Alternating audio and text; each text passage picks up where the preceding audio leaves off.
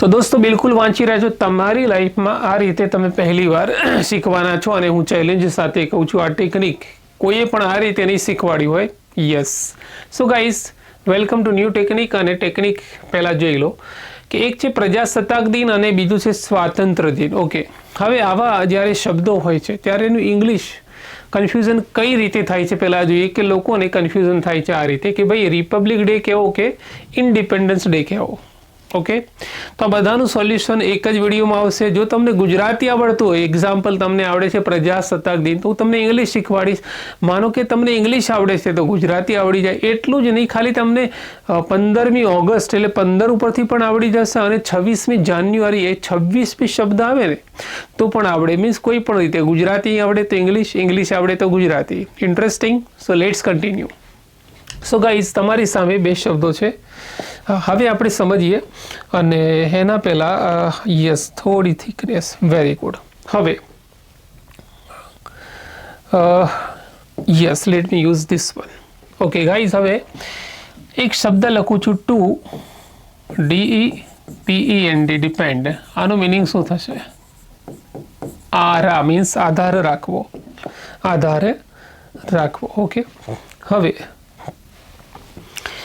આ જે શબ્દ છે ડિપેન્ડ, બરાબર, DEPEND, હે ને, એની પાછળ હું એક થોડું કંઈક એડ કરું, ડિપેન્ડન્ટ હવે વંચાશે. હવે આનો મિનિંગ શું થાય? ચલો, આનો મિનિંગ આધાર રાખવો, તો આનો મિનિંગ શું થાય? આધારિત થાય ને, આધારિત એટલે બીજા પર આધાર રાખનારું.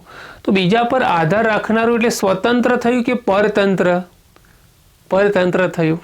ઓકે, હવે એની આગળ હું ઇન મૂકું છું તો ઇન્ડિપેન્ડન્ટ. તો હવે શું થઈ ગયું? આધાર વગરનું એટલે કે સ્વતંત્ર, બીજા ઉપર આધારિત ન હોય એવું.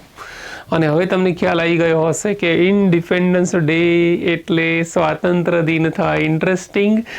અને હવે ટેકનિક જોઈ લો. ચલો કાઉન્ટ કરવાના છે. 1 2 3 4 5 6 7 8 9 10 11 12 13 14 15. ઇટ મીન્સ 15th ઓગસ્ટ એને કહેવાય છે ઇન્ડિપેન્ડન્સ ડે અને એનો મિનિંગ થાય છે સ્વાતંત્ર્ય દિન. તો ઓબ્વિયસલી વધ્યું શું? પ્રજાસત્તાક દિન. બટ ડોન્ટ વરી, એની પણ ટેકનિક સમજાવું. પ્રજાનું ઇંગ્લિશ બોલો. પ્રજાનું ઇંગ્લિશ થશે, કમ ઓન, યસ, પબ્લિક. પ્રજા એટલે પબ્લિક, એ આ થઈ ગઈ પ્રજા. અને પ્રજાની સત્તાવાળો, પ્રજાસત્તાક દિન. ઇન્ટરેસ્ટિંગ. ઓકે, હવે તમને એમ થાય કે સર મારે આંકડા ઉપરથી યાદ રાખવું છે. નો વરીઝ, આંકડા ઉપરથી જોઈ લે દોસ્તો. તો 15મી ઓગસ્ટ તો 15 બરાબર છે, તો આ તમને ખબર પડી, આમાં 15 લેટર છે. હવે 26મી જાન્યુઆરી છે. ઓકે, આ 26મી જાન્યુઆરી, હે ને? ઓકે, હવે જે આ 26 લખ્યું એમાં તમે આમ કરીને આમ કરો તો આટલો ભાગ શું વંચાય છે? ર. અને ર ઉપરથી hello R, Republic Day. Interesting. તો જો તમને ગુજરાતી આવડે તો ઇંગ્લિશ, ઇંગ્લિશ આવડે તો ગુજરાતી. સપોઝ પ્રજાસત્તાક એવું કોઈ ગુજરાતી બોલે, પ્રજા એટલે પબ્લિક, પબ્લિક રિપબ્લિક, રિપબ્લિકમાં પેલું આર, આરથી 2 એટલે 26મી જાન્યુઆરી. ઇન્ટરેસ્ટિંગ. સ્વાતંત્ર્ય દિન એટલે સ્વતંત્ર, જે બીજા ઉપર આધારિત ન હોય એવું. અને તો ડિપેન્ડન્સ અને ઇન્ડિપેન્ડન્સ દિવસ એટલે ડે. તો આ રીતે પણ તમે યાદ રાખી શકો છો દોસ્તો. સો આઈ હોપ કે તમને ટેકનિક ગમી હશે, અને ગમી હોય તો હવે આપણે આગળ જવાના છીએ. યસ. સો ગાઈસ, તમને of course, yes, let me show something for you. Surprise. Yes. So happy Republic day. અને તમને જો વિડીયો ગમ્યો હોય તો તમે લાઈક કરી શકો છો. And thank you very much for watching hour video.